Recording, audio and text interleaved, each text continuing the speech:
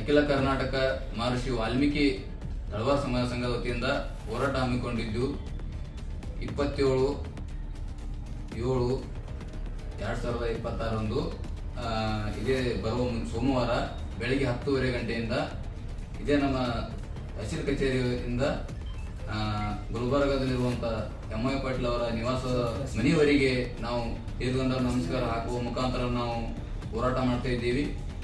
ಯಾವ ಕಾರಣಕ್ಕೆ ಮಾಡ್ತಾ ಇದೀವಪ್ಪ ಅಂದರೆ ನಮ್ಮ ತಳವಾರ ಸಮಾಜಕ್ಕೆ 2 ವರ್ಷಗಳ ಕಾಲ ಆಯಿತು ಸತತ ಅನ್ಯಾಯ ಆಗ್ತಾ ಇದೆ.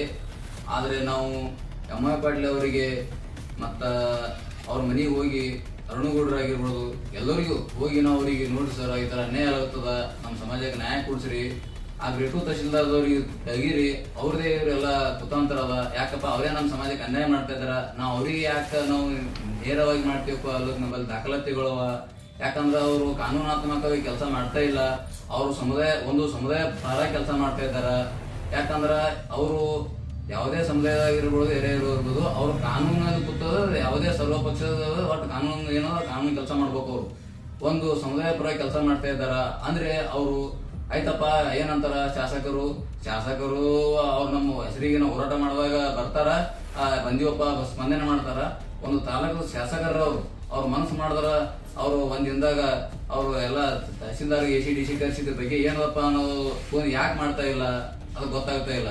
ಅದ್ರ ಕಾಲಾಗಿ ಇದು ನಮ್ಗೆ ಶಾಂತಿಯುತವಾಗಿ ನಾವು ಹೋರಾಟ ಮಾಡ್ತಾ ಇದ್ದೀವಿ. ಇದು ಶಾಂತಿ ಅಲ್ಲಕ್ಕೆ ಇದು ಲಾಸ್ಟ್ ಹೋರಾಟ ಇದು ನಮ್ಗೆ. ಯಾಕಂದ್ರೆ ಶಾಂತಿಯುತವಾಗಿ ನಮ್ಮ ತಾಲೂಕಿನ ಅವ್ರ ಪ್ರತಿನಿಧಿ ಅರ ಅದಕ್ಕಾಗ ಅವರು ನಮಗೇನು ನ್ಯಾಯ ಕೊಡಿಸ್ತಾರೋ ಏನ್ ಮಾಡ್ತಾರೋ ಅನ್ನುವಂಥ ವಿಷಯ ಕಾದು ನೋಡ್ತೀವಿ. ಇನ್ನೊಂದು ಏನಪ್ಪಾ ಅಂದ್ರ ಅಫಜಲ್ಪುರ ಗ್ರೇಟು ತಹಶೀಲ್ದಾರ್ ಅವ್ರು ಯಾಕೆ ನಾವು ಹೊಣೆ ಮಾಡ್ತೀವಪ್ಪ ಅಂದ್ರ ಅಫಜಲ್ಪುರ ಗ್ರೇಟು ತಹಶೀಲ್ದಾರ್ ಏನ್ ಮಾಡ್ತಾರಪ್ಪ, ಇವ್ರು ಹಿಂದುಳಿದ ವರ್ಗದಲ್ಲಿ ಬರ್ತಾಳತ್ತೆ ವರದಿ ಮಾಡ್ತಾರ, ಮತ್ತೆ ಇವ್ರು ಹಿಂದುಳಿದ ವರ್ಗದಲ್ಲಿ ಮಾಡ್ತಾರೆ. ಇನ್ನೊಂದು ಏನಪ್ಪಾ ಅಂದ್ರ ಇವ್ರು ಹೋಲಿ ಕಬ್ಲಿಗೆ ಇವ್ರತ್ತೆ ವರದಿ ಮಾಡ್ತಾರ. ಇವ್ರ ಬಳಿ ಯಾವ ಆಧಾರ ಅದ ಬೇಕಲ್ಲ, ಯಾವ ಆಧಾರ ಮೇಲೆ ಇದು ಮಾಡ್ತಾರ. ಒಂದ್ ಏನ್ ಮಾಡ್ತಾರ ಇವ್ರು, ಇನ್ನೊಂದ್ ಏನ್ ಮಾಡ್ತಾರ ಗ್ರೇಟು ತಹಶೀಲ್ದಾರ್ ಅವರು ಯಾರು ಹೋರಾಟ ಮಾಡ್ತಾರ ಅವ್ರಿಗೆ ಯಾರು ಹೋಗಿ ಕೇಳ್ತಾರ ಅಂತವ್ರಿಗೆ ಏನ್ ಮಾಡ್ತಾರಪ್ಪ ಅಂದ್ರ ಒಂದು ಇದು ಮಾಡ್ತಾರ. ಅಂತವ್ರು ಒಂದು 22 ಮಂದಿ ಮೇಲೆ ಇದು ಮಾಡ್ರಿ, ಲಿಸ್ಟ್ ಮಾಡ್ರಿ, ಒಂದು ಇದು ಮಾಡ್ರಿ, ಅವ್ರ ನಮ್ಗೆ ವರದಿ ಹತ್ಬಿಟ್ರೆ ಏನ್ ವರದಿ ಹತ್ಬಿಟ್ರಪ್ಪ, ಇವ್ರೆಲ್ಲ ಡೂಪ್ಲಿಕೇಟ್ ಅದ, ಇವ್ರಿಗೆಲ್ಲ ರದ್ದು ಮಾಡ್ಬೇಕಂತೇಳಿ ನಮ್ಗೆ ವರದಿ ಮಾಡ್ಯಾರ. ಅದಕ್ಕೆ ನಮ್ಗೆ ಸ್ವಾಗತ ಅದ. ನಿಮ್ಗೆ ಯಾರು ಅನುಮಾನ ಬಂದ ಅವ್ರ ಮೇಲೆ ಹೆಸರು ಬರೆದಿರಿ. ಆದ್ರೆ ಅವತ್ತು ನಮ್ಗ 18ನೇ ತಾರೀಕು ಇದು ಕೊಟ್ರ, ನಮ್ಗೆ ಡೇಟ್ ಕೊಟ್ರ, ಆದಷ್ಟು ಜಲ್ದಿ ಅಂದ್ರೆ ಬಿ ನಾವ್ ಎಲ್ಲರೂ ಬಂದ್ರು ಅವತ್ತು ಅವರೇ ಇರ್ಲಿಲ್ಲ. ಅದ್ರ ಮುಖಾಂತರ ಅವರು ಜಾತಿ ಪರಿಶೀಲನೆ ಮಾಡ್ಲಾಕತ್ತಾರ. ಅವತ್ತು ಅವರು ಬರ್ಬೇಕು, ನಾವು ಬರ್ಬೇಕು, ಅವತ್ತು ಅವರೇ ಬಂದಿಲ್ಲ. ಆದ್ರೂ ಅವ್ರು ಏನ್ ಮಾಡ್ರಪ್ಪ ಅಂದ್ರೆ ಅವ್ರು ಬಂದಾರ ಅಂತೇಳಿ ಬರ್ಕೊಂಡು ಇದು ಮಾಡಿ ಸಹಿ ಮಾಡ್ಕೊಟ್ರ. ಇಷ್ಟೆಲ್ಲ ಕುತಂತ್ರ ಆಗ್ಲಾಕತ್ತದ. ಇನ್ನೂ ಒಂದ್ ಏನ್ ಹೇಳ್ಬೇಕಪ್ಪ ಅಂದ್ರ ಈಗ ನಮ್ಮ ಸಮುದಾಯದ ಜನರಿಗೆ ಇಷ್ಟ ಅನ್ಯಾಯ ಮಾಡ್ತಾರಪ್ಪ ಅಂದ್ರ ಈಗ ನೋಡ್ರಿ 2 ವರ್ಷ ಈಗ ಸತತವಾಗಿ ಅನ್ಯಾಯ ಆಗತ್ತದ. ಈ ರಾಜ್ಯದಲ್ಲಿ ಯಾವ್ದಾದ್ರು ಸಮಾಜಕ್ಕೆ ಅನ್ಯಾಯ ಆಗದ ಅಂದ್ರೆ ಈಗ ನಮ್ಮ ತಳವಾರ ಸಮಾಜ ಯಾವ ಸಮಾಜಕ್ಕೆ ಅನ್ಯಾಯ ಆಗಿಲ್ಲ. ಯಾಕಪ್ಪ ಅಂದ್ರೆ 2 ವರ್ಷ ಐತ್ರಿ, ಯಾವ ಸಮಾಜದಾಗ ಇಷ್ಟೊಂದು ಇನ್ಕಮ್ ಕಾಸ್ಟ್ ಫುಲ್ಲಾರ್ದಂತ 2 ವರ್ಷ ಇತ್ತು. 1 ದಿನ 2 ದಿನ 2 ವರ್ಷ ಸತತವಾಗಿ. ಆದ್ರೂ ಇವ್ರು ಯಾರು ಕ್ಯಾರೆ ಅಂತ ಇಲ್ಲ. ಆದ್ರ ಈ ಗುಲ್ಬರ್ಗ ಇವತ್ತು ಯಾದಗಿರಿ 2 ಜಿಲ್ಲೆ ಉಳಿದು ಕರ್ನಾಟಕ ಎಲ್ಲಾ ಜಿಲ್ಲೆಯಲ್ಲಿ ಚಲೋ. ಅದಕ್ಕಾಗಿ ಮಾತೆತ್ತರೆ ಇವರು ಬುದ್ಧ ಬಸವ ಅಂಬೇಡ್ಕರ್ ಅಂತ ಮಾನ್ಯ ಉಸ್ತುವಾರಿಗಳಂತ ಪ್ರಿಯಾಂಕ್ ಖರ್ಗೆ ಅವ್ರು ಅಂತಾರ. ಆದ್ರೆ ಮಾನ್ಯ ಪ್ರಿಯಾಂಕ್ ಖರ್ಗೆ ಅವ್ರಿಗೆ ಒಂದ್ಸಲ ಅವ್ರಿಗೂ ಪದೇ ಭೇಟಿಯಾಗಿದ್ದೀವಿ.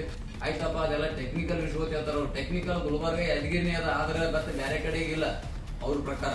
ಅದಕ್ಕಾಗಿ ಮಾನ್ಯ ಪ್ರಿಯಾಂಕ್ ಖರ್ಗೆ ಅವ್ರಿಗೆ ವಿನಂತಿ ಮಾಡ್ತಾ ಇದ್ದೀವಿ, ನಾವು ಹೋರಾಟ ನಮ್ಮ ಸಮಾಜಕ್ಕೆ ಅನ್ಯಾಯದ ಹೋರಾಟ ಮಾಡ್ತೀವಿ, ನಾವು ಯಾರಿಗೂ ವಿರೋಧ ಮಾಡ್ತಾ ಇಲ್ಲ. ಯಾಕಂದ್ರೆ ನಮ್ಗೆ ಅನ್ಯಾಯ ಆಗ್ಯದ, ನಾವು ಅನ್ಯಾಯದ ವಿರುದ್ಧ ಹೋರಾಟ ಮಾಡ್ತಾ ಇದ್ದೀವಿ. ನಮ್ಮ ಸಮಾಜಕ್ಕೆ ನೀವು ನ್ಯಾಯ ಕೊಡಿಸ್ಬೇಕಂತೇಳಿ ನಾನು ವಿನಂತಿ ಮಾಡ್ತಾ ಇದ್ದೀನಿ. ಇನ್ನೊಂದೇನಪ್ಪ ಅಂದ ವಿರೋಧ ಪಕ್ಷದವ್ರ ಬಾಯನೂ ಒಂದು ಮಾತು ಬರ್ತಾ ಇಲ್ಲ. ಯಾಕೆ ಅವ್ರಿಗೂ ಪ್ರಶ್ನೆ ಮಾಡ್ಬೇಕಾಗ್ತದೆ. ವಿರೋಧ ಪಕ್ಷದವ್ರು ಜಾಗದೈತಿರಿ, ಯಾಕೆ ನಮ್ಮ ಸಮಾಜಕ್ಕೆ ಅನ್ಯಾಯ ಆಗ್ತದ ಒಂದು ಮಾತು ಬಿ ಆಗ್ತಾ ಇಲ್ಲ. ಯಾಕಂದ್ರೆ ಓಟ್ ಬಂದಾಗ ಸದ ನೀವು ಹೆಂಗಪ್ಪ ಅಂದ್ರ ಈ ಓಟ್ ಬಂದು ಅಂದ್ರೆ ಅವಾಗ ಈ ಸಮುದಾಯ ಹೆಸರು ಎತ್ತೀರಿ. ಒಂದಿನ ಒಬ್ಬ ವಿರೋಧ ಪಕ್ಷದ ನಾಯಕರು ಒಬ್ಬರೇ ಎತ್ತಿರಿ ಧ್ವನಿ, ನಾವ್ ಎಷ್ಟು ಹೋರಾಟ ಮಾಡ್ಲತ್ತೀವಿ, ಎಷ್ಟು ರೋಡ್ ಮೇಲೆ ಒದ್ದಾಡಕತ್ತೀವಿ, ಎಷ್ಟು ಅನ್ಯಾಯ ಆಗ್ಲಕತ್ತದ, ಒಬ್ಬರೇ ಸುಮ್ ಧ್ವನಿ ಹೌದಪ್ಪ ಈ ತಳವಾರ ಸಮಾಜಕ್ಕೆ ಅನ್ಯಾಯ ಆಗ್ಲತ್ತದ ಯಾಕೆ ಒಬ್ಬರೇ ಧ್ವನಿ ಎತ್ತಿರಿ. ಒಬ್ಬರು ಧ್ವನಿ ಎತ್ತಾ ಇಲ್ಲ. ಅವ್ರಿಗೂ ನಾನು ಪ್ರಶ್ನೆ ಮಾಡ್ತಾ ಇದ್ದೀನಿ. ನೀವು ಮುಂದಿನ ದಿನಗಳಲ್ಲಿ ನಿಮಗೂ ನಾವು ತಕ್ಕ ಪಾಠ ಕಲಿಸ್ತಿದ್ದೆವು. ಅದಕ್ಕಾಗಿ ಈ ನಮ್ಮ ಸಮಾಜದ ಬಹಳ ಅನ್ಯಾಯ ಅದ. ಆದ್ರೂ ನಮ್ಮ ನ್ಯಾಯಯುತ ಬೇಡಿಕೆಗೆ ಎಲ್ಲ ಸರ್ವ ಸಮಾಜದವರು ನಮಗೆ ಬೆಂಬಲ ವ್ಯಕ್ತಪಡಿಸ್ಲಿಕತ್ತಾರ. ಯಾಕಂದ್ರೆ ಇದು ನಿಮ್ಗೆ ಅನ್ಯಾಯ ಆಗ್ಯದ, ನಾವು ಬಿ ನಿಮ್ಗೆ ಬೆಂಬಲ ಕೊಡ್ತೀವಿ. ನ್ಯಾಯಯುತ ಹೋರಾಟ ಅವ್ರಿಗೂ ನಾವು ಈ ಹೋರಾಟಕ್ಕೆ ಬೆಂಬಲ ಕೊಡ್ತೇವೆ, ಅವ್ರಿಗೆ ಮನವಿ ಮಾಡ್ತೀವಿ ಎಲ್ಲ ಸರ್ವ ಸಮಾಜದ ಎಲ್ಲ ಮುಖಂಡರಿಗೂ ಮತ್ತೆ ಎಲ್ಲ ಸಂಘಟನೆಯವರಿಗೆ.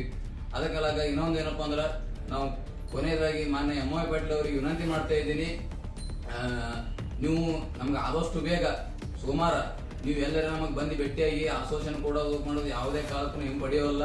ಇದು ಲಾಸ್ಟ್ ಹೋರಾಟ ನಮಗೆ. ಯಾಕಂದ್ರೆ ನಿಮ್ಗೆ ನಾವು ಒಂದೇ ಸಲ ಅಲ್ಲ, ನೀವು ಮನಿನೂ ಬಂದು ಹೋಗಿದ್ದೆವು, ನೀವು ಎಲ್ಲಿ ಬಂದಾಗ ಮನೆ ಕೊಟ್ಟಿದ್ದೆವು, ಎಲ್ಲರೂ ಸಾಕಾಗ್ಯದ. ಆದ್ರೆ ನಿಮ್ಮ ಮನೆ DK ಶಿವಕುಮಾರ್ ಬಂದಾಗ ನೀವು ಇದ್ರಿ, ಖುದ್ದು ನಾನೇ ಲೆಟರ್ ಕೊಟ್ಟಾಗಿದ್ದೀನಿ, ಹೇಳಿದ್ದೇವೆ. ಅವ್ರನ್ನು ಯಾಕಂದ್ರೆ ಅವ್ರಿಗೂ ಮನೆ ಕೊಟ್ಟು ಅವ್ರನ್ನ ಗಮನಕ್ಕೆ ತಂದಿದ್ದೆವು.